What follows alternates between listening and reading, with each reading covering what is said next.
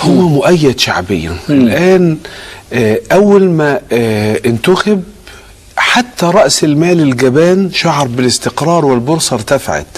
حتى الناس العادية في الشوارع اللي كانت قفلت المحلات وقفلت بوابات العمارات الحديد فتحتها خلاص اطمأنت. حصل طمأنينة. الطمأنينة دي موجودة دلوقتي وهو رئيس دولة.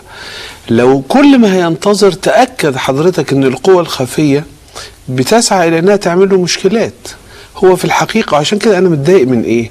من إنه يعين مستشارين ونواب ومساعدين نتيجة الضغوط السياسية.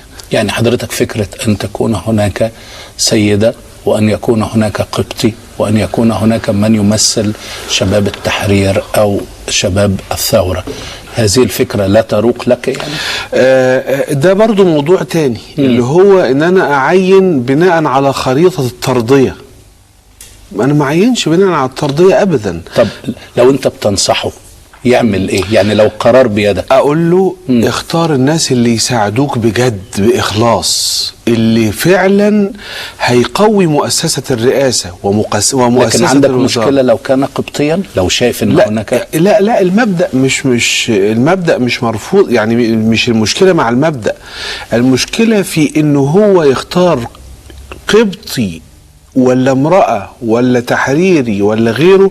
إنما المهم إنه يشتغل في مؤسسة، ما يبقاش شكل منظر، ما يبقاش حد علشان يبقى الأقباط رضوا والمرأة رضيت والتحرير رضي، لكن فعليا يعني ما يكونش سلوك استرضائي يعني. بالظبط. طيب لازم يضيف قوة. لكن عشان الناس تفهم حضرتك أو فضيلتك صح. لا مش المبدأ، مش هو الموضوع. يعني الشيخ حازم أبو إسماعيل ليست لديه إشكالية أو فيتو أو اعتراض لا مطلقا أن تتولى امرأة منصب قيادي أو يتولى قبطي منصب قيادي في مصر. لا مطلقا، هي المشكلة أبدا. يعني لو أنا الدكتور محمد مرسي ووجدت أن هناك امرأة كفء فعلا وتصلح انها تعمل شيء في مجال معين واتيت بها نائبة للرئيس لانها اضافة قوة لمؤسسة الرئاسة، حقيقية. اسعد جدا لانها بتضيف قوة. انما انها تأتي لمجرد انها امرأة وخلاص، او لمجرد انها ان هو يعني مسيحي فيعمل بعد معنى معين لمؤسسة الرئاسة. انا عايز شغل.